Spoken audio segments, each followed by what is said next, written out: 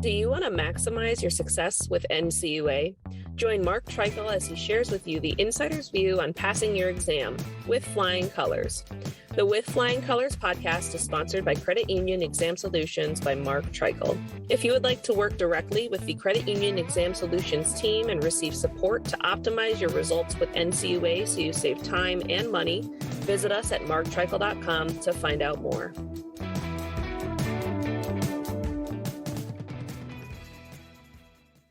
Hey everyone, this is Mark Treichel with another episode of With Flying Colors. It is April 4th, and about 45 minutes ago, NCUA ended their liquidity webinar, and I listened to it, and Todd Miller of my team listened to it. If you've listened to this show before, Todd, he talks a lot about a lot of different topics, but including liquidity as a former capital market specialist and supervisor of capital market specialists at NCUA. So Todd and I are going to basically give our take on what NCUA said relative to liquidity and maybe dive into some related issues to that. So Todd, how are you doing today? I'm doing fine, Mark. Spring has finally come to Montana. Winter's going to come back tomorrow, but for now, we've got some days in the 70s, which are quite nice for us. That's nice. Montana. That's good. 70-degree days. That doesn't seem like spring. That seems like summer in Montana. All right. So Todd, give it for if anybody, there might be some new listeners listening for the first time. Why don't you give those folks a little synopsis of what you did at your time at NCUA? Okay. I spent from 1987 through 2021 at NCUA. Started as an examiner in Montana, spent the early 90s as a problem case officer. From 2000 to 2010, I was a regional capital market specialist and involved in a lot of training and policies that go on around capital markets issues at NCUA. 2009, I had a lost year. I spent it at Westcor while the agency had Westcor in conservatorship, cleaning up at Westcor and helping wind things down there. And then from 2010 to the end of my career in 2011, I was a director of special actions, supervising problem case officers and supervising regional capital market specialists. I enjoyed all of my 34 years with NCUA. I was short a couple months, but it was an enjoyable time. I really enjoyed working with credit unions and all the people at NCUA. Very good. Yeah. And you've been involved in a lot of podcasts. You've been involved in a lot of clients that we've been helping. And it's nice to be able to talk here about our take on what NCUA's take is. And they had an hour-long webinar. It was about 50% questions, 50% presentation, which is a good mix. And I'll just throw it to you. Based on what you heard on NCUA's liquidity webinar, what's your takeaway from what they had to say today?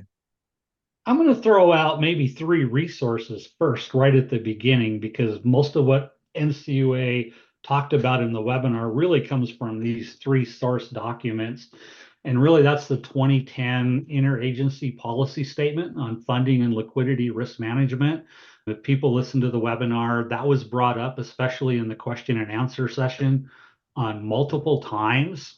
Back in 2013, NCUA issued CU10 guidance on how to comply with NCUA regulation 74112. They mentioned that today. That was when NCUA came up with their regulation requiring different credit unions to have policies, contingency funding plans, larger credit unions access to the Federal Reserve discount window or the CLF. And then last year in 2023, NCUA issued an interagency or an addendum to that 2010 interagency statement on funding and liquidity risk, just on the importance of contingency funding plans.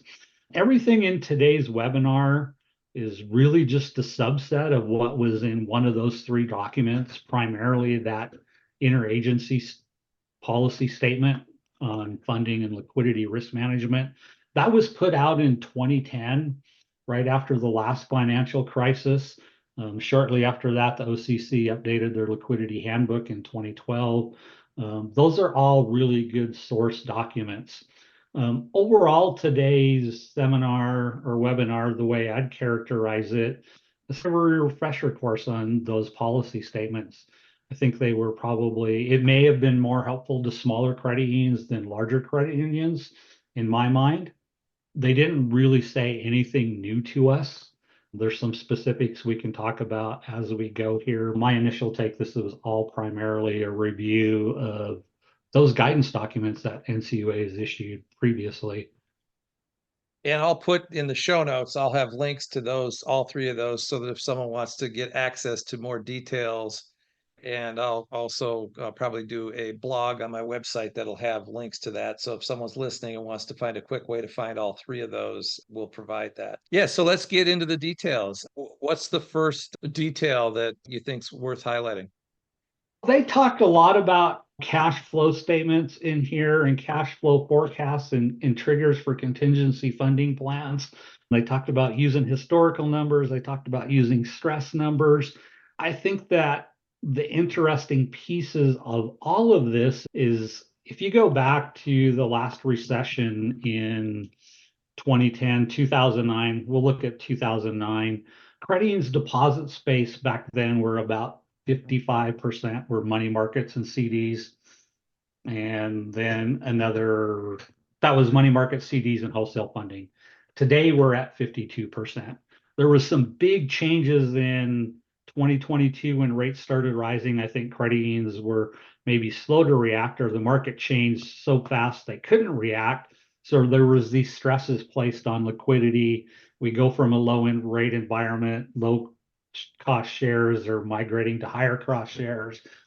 Credit unions are using borrowings to manage that marginal cost of funds. And I think they did that in a very appropriate way. So while the agency seems to be very stressed about liquidity pressures, I think they were right to be stressed about them in 2022. But if you look at like what's going on in 2023, I think credit unions have adjusted to this rate environment. The migration from lower cost to higher cost shares is going to continue for another year, at least, maybe a little bit longer. And I think that's really just historical numbers tell us that's where it's going to go in terms of member behavior. I think a lot of their sense of urgency here with this webinar was maybe needed in January 2023 or September of 2022. I think right now the industry has done a really good job of managing this environment, and a lot of the liquidity stuff is behind us. NCUA is still nervous, but the numbers would indicate most of the credit unions have adjusted really well in the You talk about that 55, and we're getting close to that. I think in some of our other conversations and maybe some client conversations, you've called that the reversion to the mean. I And have. yeah, and the other times when I think reversions to the mean, I think about the basketball player that just made 10 straight shots, which means that over time he's going to miss 10 more, right? So you get back if he's a 50% shooter, but that was in the old days. Now I think when I think about reversion to the mean, I think about that mix of deposits that credit unions have. And I might have missed something, but they did highlight, I'm going to probably get the phrase wrong, but they talked about core deposits and the best sources of liquidity. And they talked about member shares plus like borrowings being utilized. But am I right that I don't think I heard a reference to like non-member deposits at all? They left non-member deposits out. I don't remember them using that word at all, even though non-member deposits are up a little bit. And you had me work with 38 different clients over the last 2 years. There's a good number of them that have been dinged on their usage of non-member deposits, and a lot of them have used non-member deposits so they didn't have to raise their certificate rates. Another thing that wasn't mentioned today, and this is a huge part of the whole liquidity risk management, is they never mentioned pricing today. They said you got to have an appropriate share structure and an appropriate loan structure. And that's all created by pricing and catering to your members' individual needs. Some members are going to chase rates. Some members, they want to keep a pool of liquid assets there. My wife calls it, she wants her $1.99 in the bank. And in her term, that means it has to be like right at that $100,000. She kind of freaks out if it's less than that. Well, we're not going to put that in an account earning us 2 basis points, but we don't need a 5% certificate rate either. We want that somewhere in the middle. And I think our current bank's paying 3.5, not that it's germane. Pricing and creating an appropriate structure means meeting the needs of your members on both sides of the balance sheet. And loan demand is up, and part of that is inflation and things of that nature. Borrowing requirements are a little bit higher amongst your members. And I think the credit unions overall, the industry, they've done a really good job of meeting those member needs. Maybe they were a little bit slow to price loans upwards, and that has to catch up a little bit before they can start creating these appropriate price products to grow these core deposits again. In this high rate environment, it could be totally expected that you're going to see this migration from low cost shares into higher cost CDs and higher cost money markets. And like I said, credit unions going out and using borrowed funds and using non-member deposits to keep that marginal cost down is a perfectly normal reaction for them to the marketplace. And so I think they've done really well with that. Yeah, no, I would agree. Another word I wrote down was decay rates and decay rate assumptions. And it's like when I heard it, and again, this is an area that I'm far from an expert, but I know that it plays a big role in ALM, and I know you've talked about it here, and you've talked about it on our clients. But they basically brought it up and then pivoted away from it and didn't give any background relative to it. But maybe any thoughts on decay rates, how those are impacting credit unions' liquidity, how we're seeing NCUA maybe respond in some instances to clients. So I'm diverging from what was said in the letter into kind of a maybe what should have they said about decay rates? I think this is one where they're still overreacting and responding late. The cash flow forecasts are very much tied to the same assumptions that go into an asset liability management model. I think they mentioned that during the webinar or during one of the questions. But if you go back in these stress tests and even your 300 basis point shock in an ALM model, that whole thing is intended to get members to exercise the options in these financial instruments. Rates have went up 500 basis points. All the options on the loan portfolio have been exercised. It's not going to get any slower, even though they talk about stressing this. The loan assumptions are not really going to be stressed much more than they are now. They're already, those prepayments are as slow as they're going to go in most cases. So that's maybe why they backed away from it, is because you can't stress it much farther than you already have. On the share side of it and coming up with decay rates, we're finding this with lots of clients. Credit unions used very conservative assumptions for a lot of years during the flat rates. Of course, when things start changing in 2022, the examiners, you need to update your assumptions. A lot of credit unions did that. Their vendors did it. What they found out is their previous assumptions were overly conservative. They're slowing them down and using more reasonable assumptions. And the examiners don't like that because it makes them look better. And it's just a matter of when rates were low and interest rate risk were low and there wasn't stresses, there wasn't this impetus to put time and resources on getting those assumptions precise. And now it is, and they're making them more precise. And in many cases, the examiners don't like the results. Stressing share growth and share migration, that does become very much an individual thing for each credit union. Loans, that's pretty much homogeneous across the industry. Loans behave the same. But shares are very different from credit union to credit union, and it has a lot to do with your field of membership and your whole pricing strategy for your whole product suite. That is really not homogeneous across the industry. It's different for credit unions to credit unions. So a lot of your stress tests are going to be geared to changing your members' behavior. But I think most credit unions probably have a pretty good idea of what has occurred in the last year, how much money has migrated.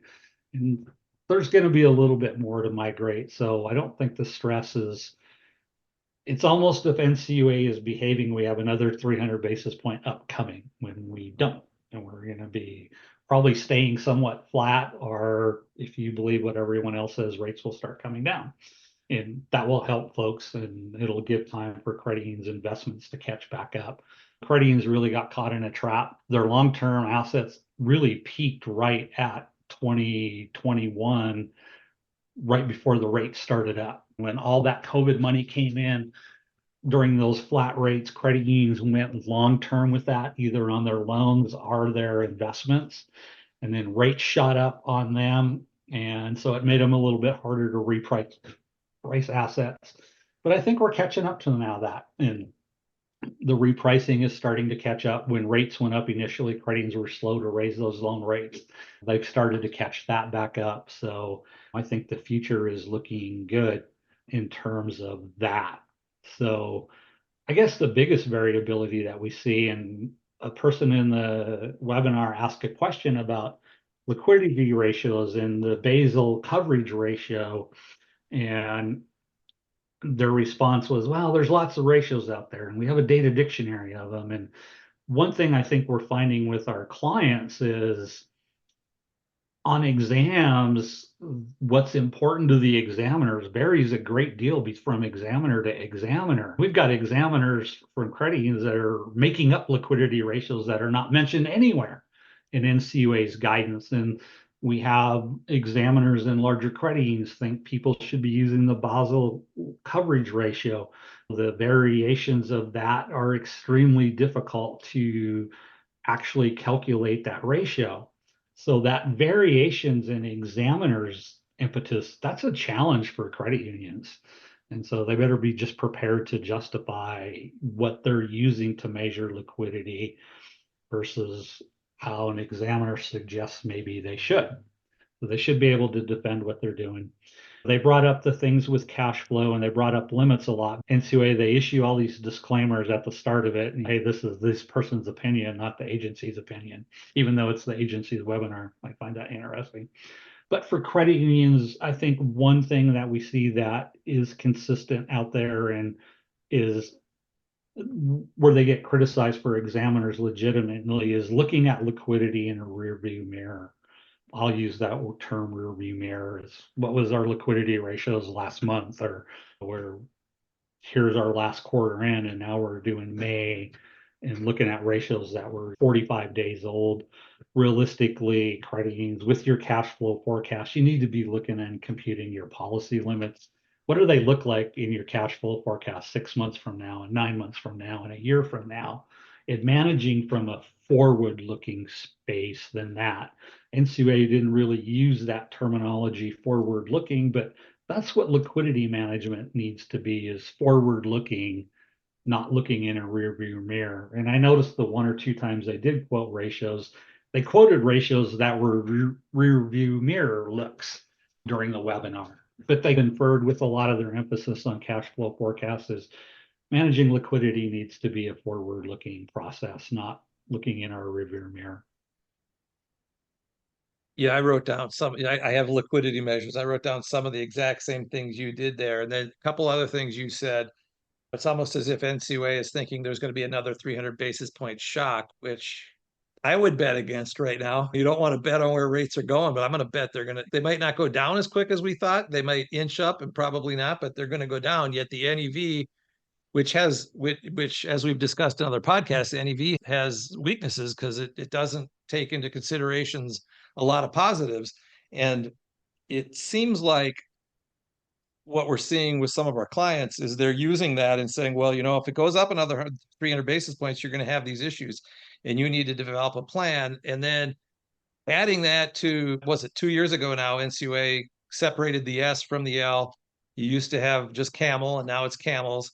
And I think there was a reference to this topic where they just subtly brought it up in the podcast.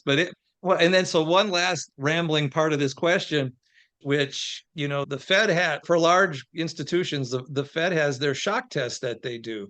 And I was looking at that the other day, and the shock test they do right now is they're having credit unions shock their balance sheet with rates going down.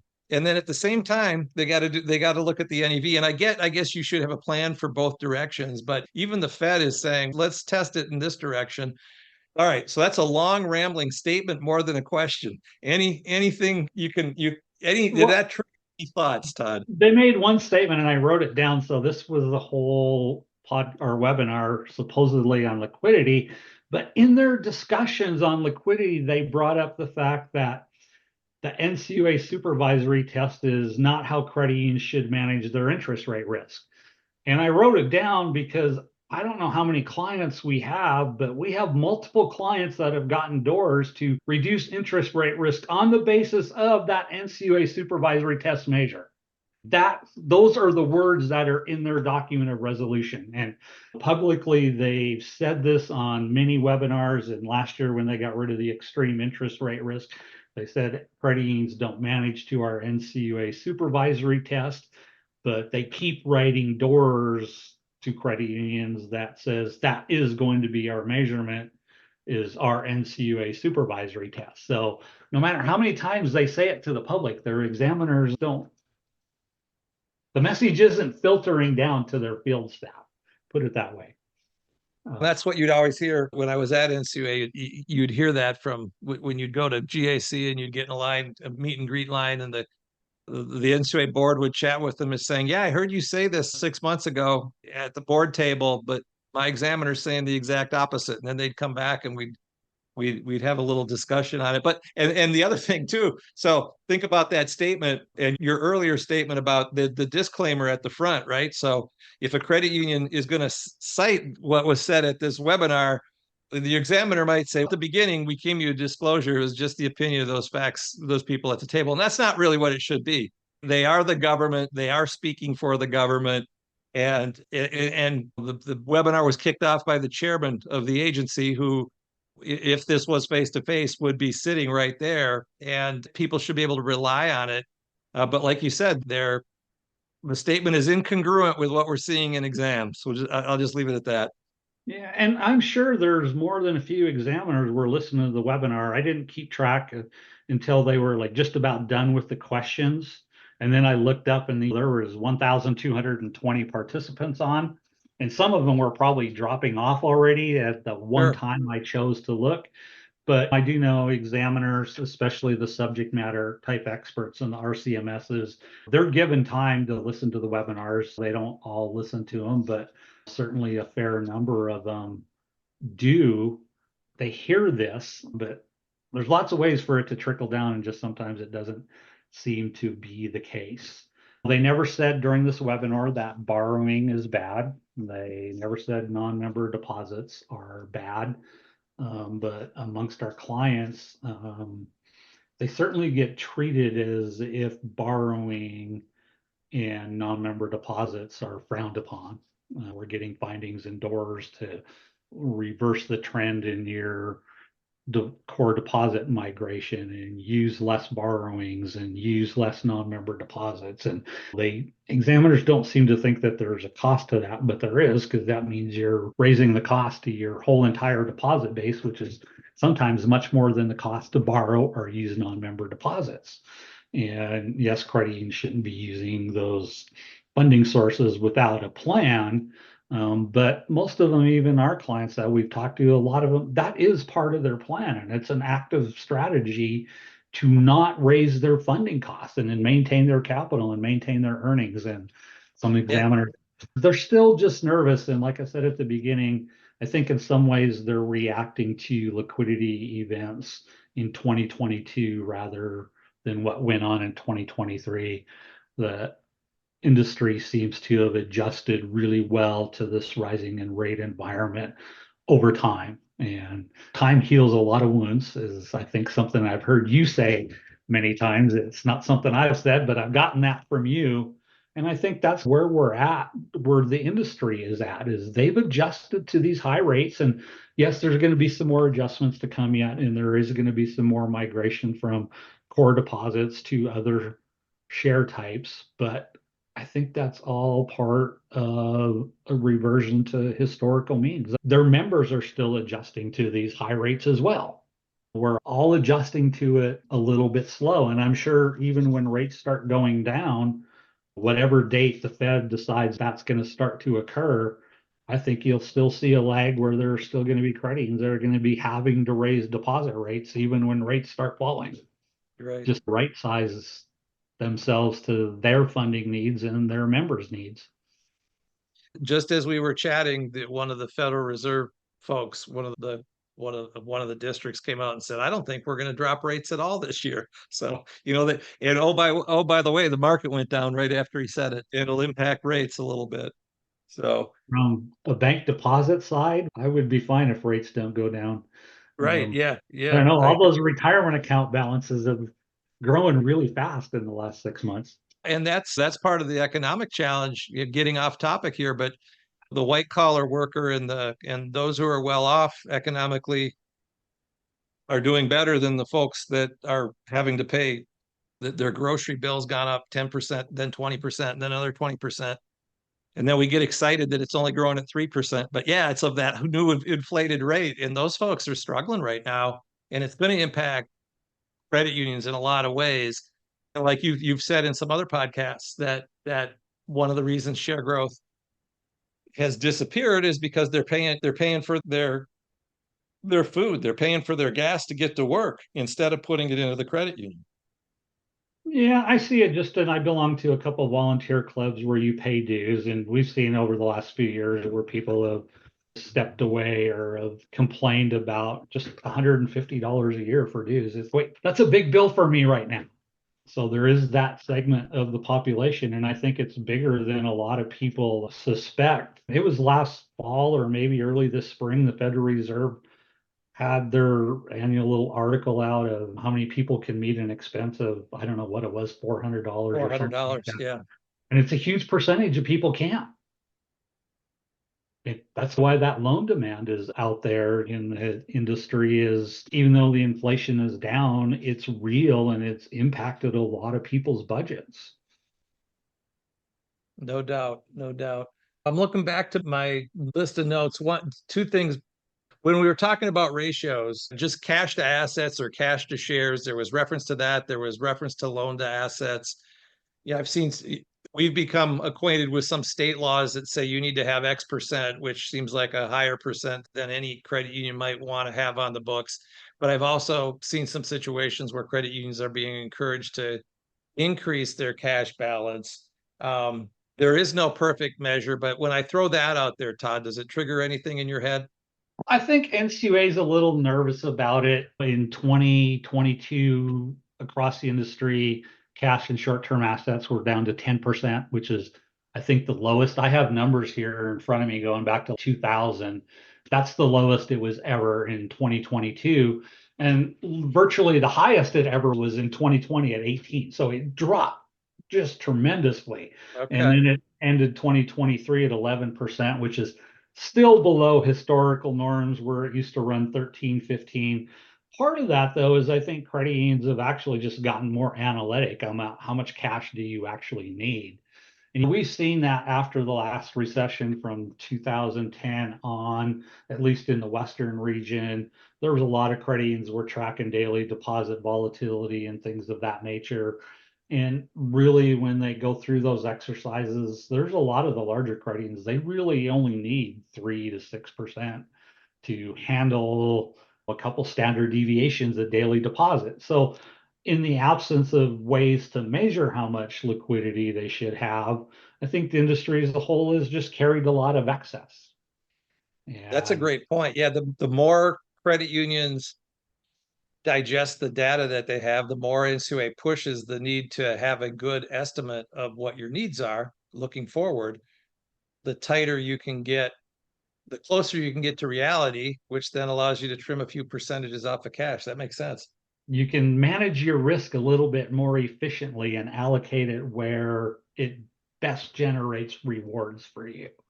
And so a side effect of getting more analytical and being better at measuring numbers is you can ride closer to what the examiner might think is the edge of risk, Right. because they don't see the analytics. They have their different historical perspective of what they think is appropriate, usually based on exams they've done in their district over the year. And that could be smaller credit unions, it could be larger credit unions, it could be a wide divergence. But there's just a great deal of just even a risk acceptance amongst the exam staff. There's quite a variance as to what's acceptable from one examiner to the next. But when examiners get more analytical, they run things closer to the edge, a higher loan to share ratio, a lower level of liquidity, take on a little bit more operational risk here or a little bit more credit risk there. Those types of things make examiners nervous when they see credit unions changing their risk profile, even if they're doing it because they have better analytical tools to manage it. It still makes examiners nervous. Right. So the last word I had written down that I wanted to mention was in reference to underwater investments. They had a little bit of discussion of your sources of liquidity, and with where rates are at, you've got a lot of credit unions that have investments that are upside down. And quite frankly, if they book loans that are fixed, they're upside down. And it reminds me of something you've said on here into clients about liquidity.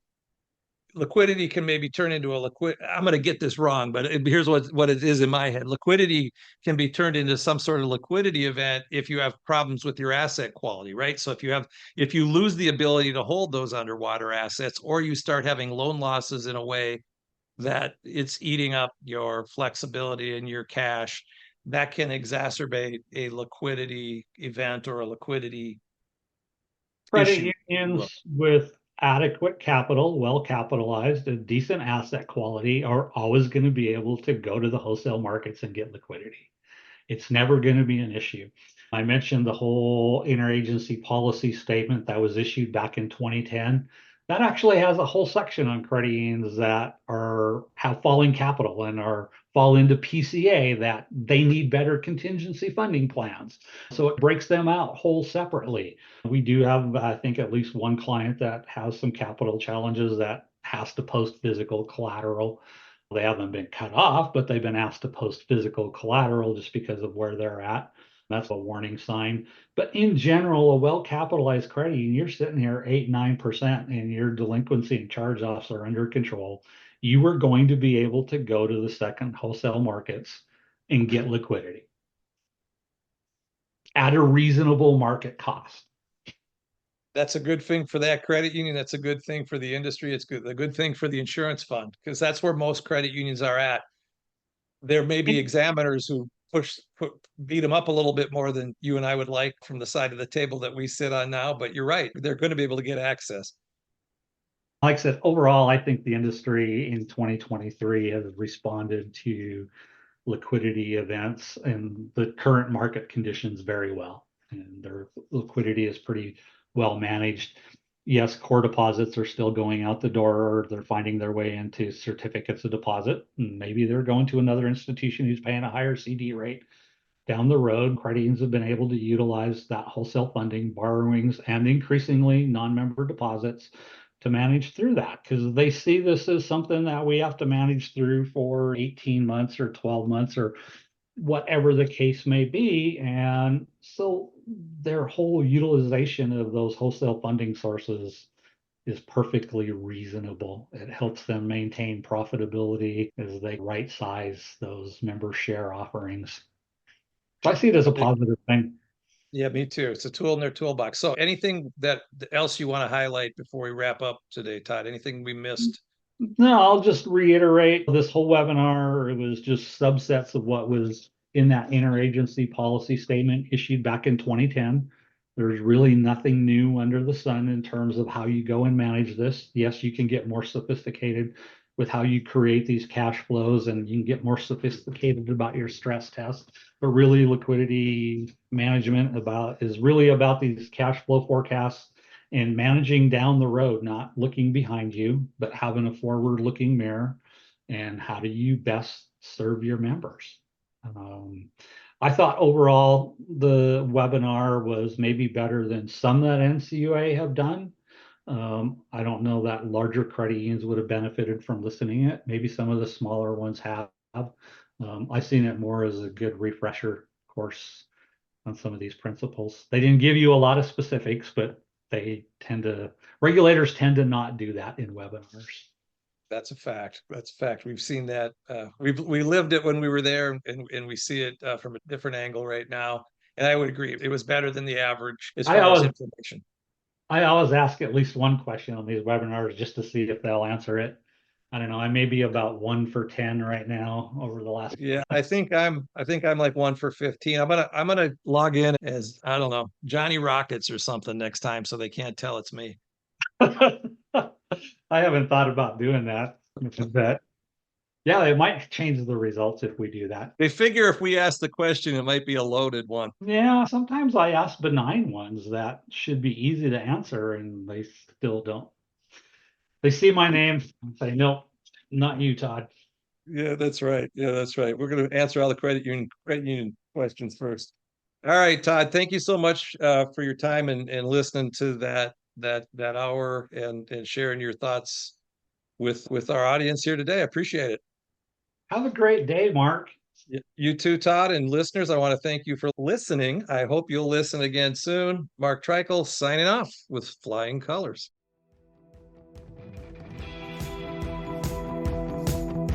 Thank you for joining us on this episode of With Flying Colors.